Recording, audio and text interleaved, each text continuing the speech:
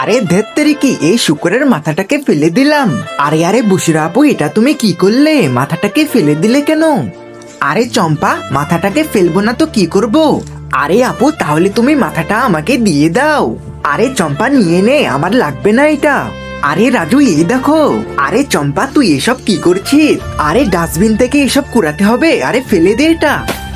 আরে চম্পা, এখানে দাঁড়িয়ে না থেকে তাড়াতাড়ি বাসায় রান্না করে।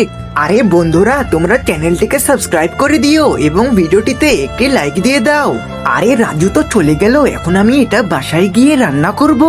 রান্না করার জন্য মাথাটিকে ভালো করে ধুয়ে নিব, এরপরে গরম পানিতে ভালো করে সিদ্ধ করে নিব।